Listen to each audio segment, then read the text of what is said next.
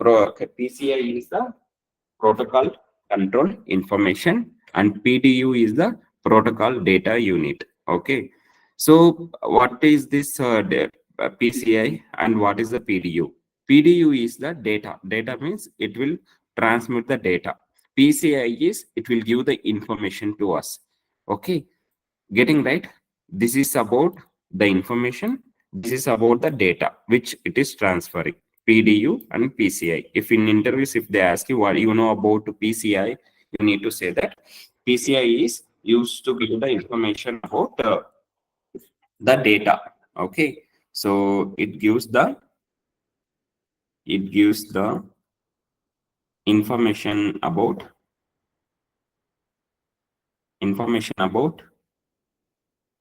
data. Okay, so this PDU it gives the data of messages and signals. Message of signals. Data of messages and signals.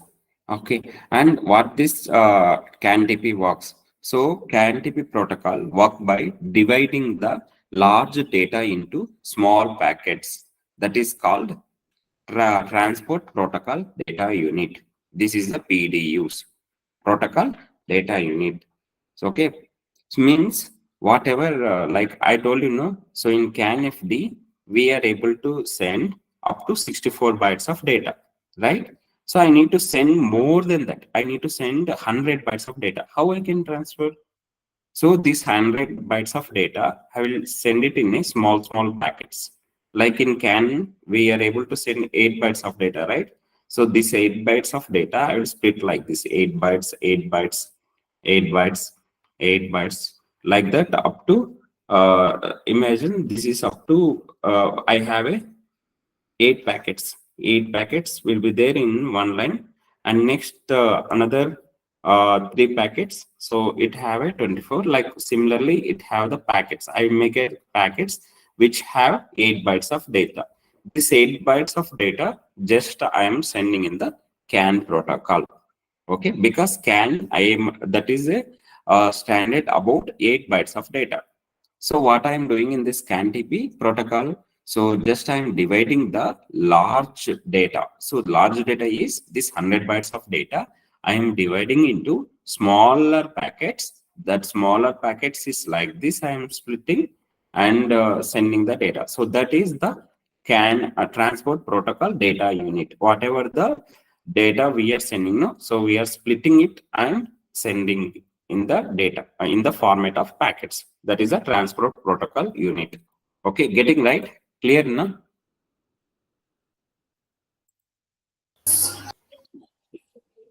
Okay, next is flow control. Why we called as a flow control? Because we splitted the data, right? Now we need to send the data. So how we need to send the data? So that with the help of the flow control mechanism. What is this? So it flow control ensures that sender doesn't whoever the receives with the too many segments at once. If I send a packets, many packets at one time, no, the receiver also should be there to receive that data. If receiver is not receiving the data, the sender will lose the data and its information. Okay, whenever the, as we know, right, in the CAN, whenever we are sending the data, we should get the acknowledgement. If you are not getting the acknowledgement, what is the file error you will get it? We'll get the acknowledgement error, right? So similarly here, whenever the packet we are transmitting, we should get the acknowledgement from the receiver. If you are not getting, so then it will be the problem with the receiver end, because the sender will lose the full end communication. Is it clear, right? So this is the tester end. The tester will send the data to the ECU. Okay, the packages 100 bytes of data. So whenever he is sending the 8 bytes of packet, he should get the acknowledgement. Okay, so the acknowledgement should be required here, where the same way, like whoever will transmit, that will be the in the data frame, and whoever will request the data, it will be in the remote frame. Okay, so in remote frame we'll get the acknowledgement as well. Okay, so that's how the receiver acknowledges the receipt of the segment and information the sender when it is ready for more. Okay, so you can send me more bytes of data. I am ready. Like that, the receiver will tell to the sender. Okay, how we are making to splitting these packets. And again, whenever you are saying, right, I have 8, 10, 100 bytes of data. Now, as a part of a sender, you are sending the data. Okay, you split it. This is your part. You split it. And from the receiver end, how I will come to know that whatever the packets you splitted, I need to do assemble it. Assemble it means like 100 bytes I need. I don't want whatever you are spreading. It's difficult for me to understand the receiver's well. So this is about reassembly. Segmentation is splitting, and assembling is just combining of the all the packets. Is it clear, right? So how this will be? CANTP breaks the large data into smaller segments. That is a frame that can fit within the payload of the standard CAN frame. As I told you, right? Like we are sending the data in the CAN frame format. Okay, so the receiver end, it will reassemble these segments. Okay, the receiver will do the reassembling. So CANTP is the transport layer for data communication over the CAN bus. So like whatever the CANTP we are discussing now, so that we are using on the CAN protocol. Okay, these are the frame formats. You can write down. Frames used by the CANTP are defined as single frame, that is a 0x0000. This will be the ID identification. Okay, and multi-frame we have the first frame, consecutive frame, and flow control frame. First frame is 01, consecutive frame is 02, flow control frame is 03. Okay, is it clear, right?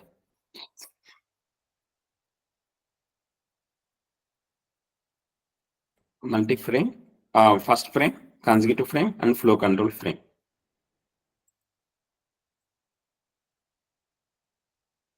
Did you complete it? Yes.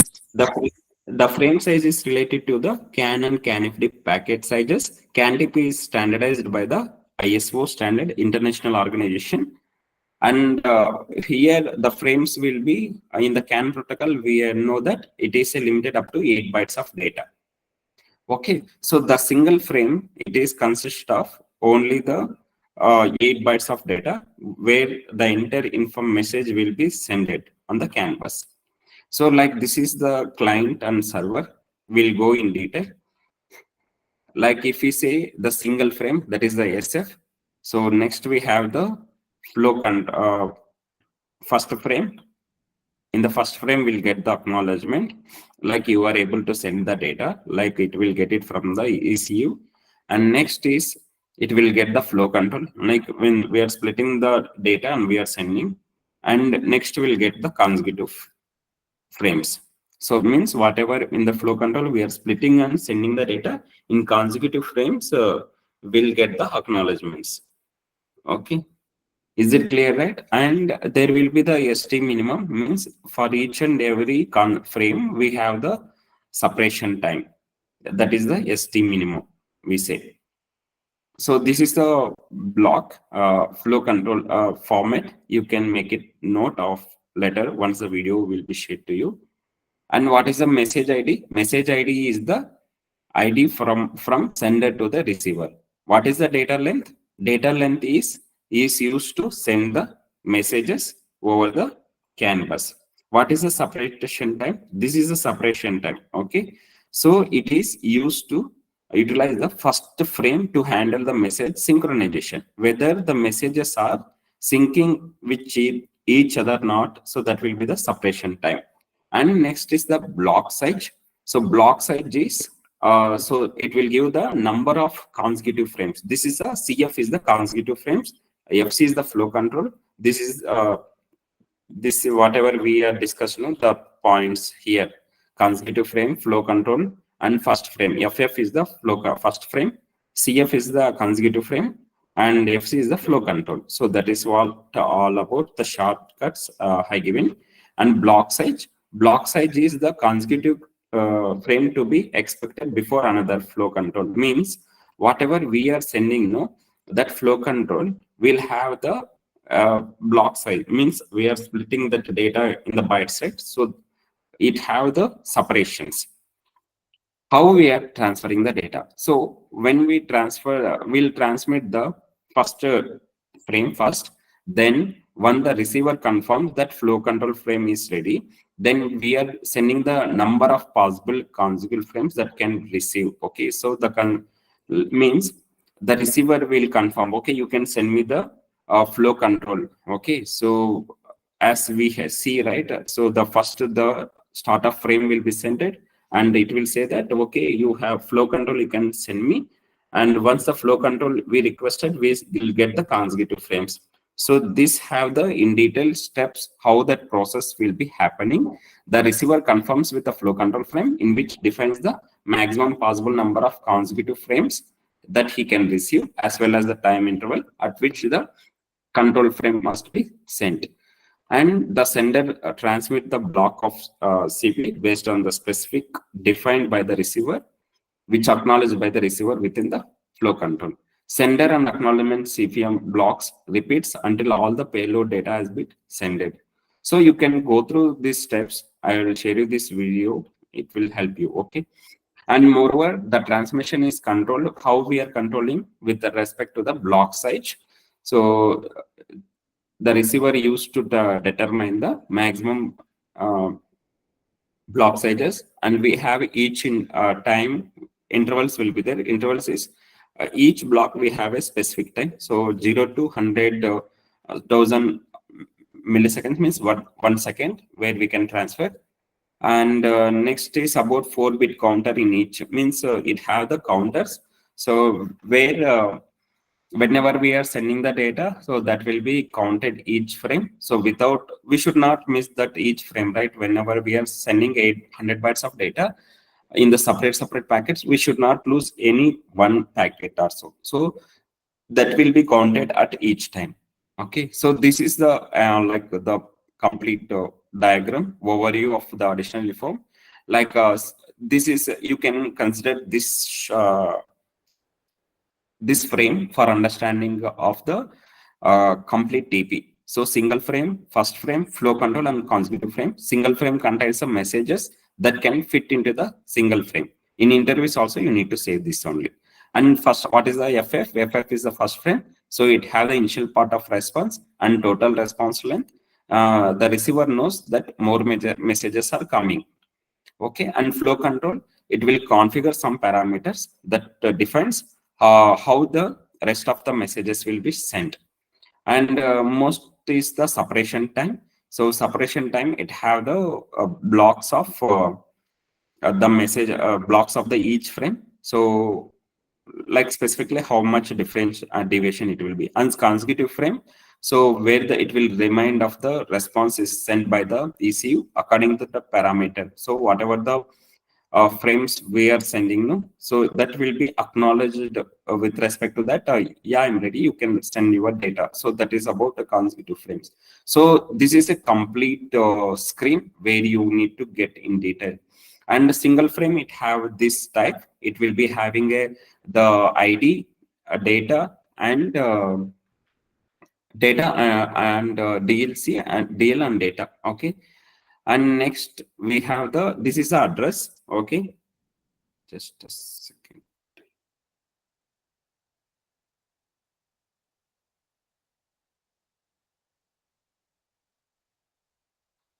So yeah, this will be the address of that TP frame, and we have the data length, and like it is like in CAN we have the phrase same format. It will be like single frame, and this will be the data.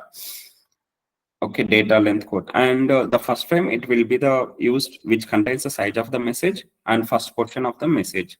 And next is the first frame. It have this 01 and data length code and data. So how many bytes of data we can sell with help of flow control is 4096 bytes of data we can be transferred with the help of this. Okay, so that is a maximum bytes of data we can transfer. Getting right? And you can go through it Yes. once. And the consecutive frame, so consecutive frame is the message that we are sending. Okay, so whatever we have this consecutive frames we are sending in with respect to the identifier and the SN. SN is the sequence number, so ID will be there, and the data that we are transmitting. So because here we are able to transfer up to 0 to 7 bytes of data. That is the consecutive frame. So you have in detail information, you can go through it. And flow control frame in CANTP, flow control is sent by the receiver after it receives the control frame, a consecutive frame message from the transmitter. See, like consecutive frame is the one which is transmitter will send. Flow control is, it will be sent by the receiver. Okay, so the flow control frame, it includes the information such as the sequence number and the last received um, consecutive message. Okay, it have all data. The flow control, it have this for flow status and block size and suppression time. So it have these fields. So you need to remember this, whatever these fields have, no, you need to make understand of this frame. Okay. Is it clear, right? Flow status, it have clear to send, wait, and overload. And block size, it have the number of bytes that we are transmitting, and suppression time, it have the suppression. Just this is additional information. This is the vehicle information number, how we are reading. So that is a win. So we need to write more than 8 bytes of data, all those stuff. No? So it will help us to write with respect to the UDS. With respect to UDS also, we need to write more than 8 bytes of data at a time. And it means we are sending it right. So that is very important to understand CAN-TP protocol. And this will be the services IDs. Just for your info, I added here. And these are the some DIDs like F1 2 bytes. Now I told you, F180 is the boot software identification, application software, vehicle manufacturer, software version, hardware version. You have in detail. You can go through it once. And these are some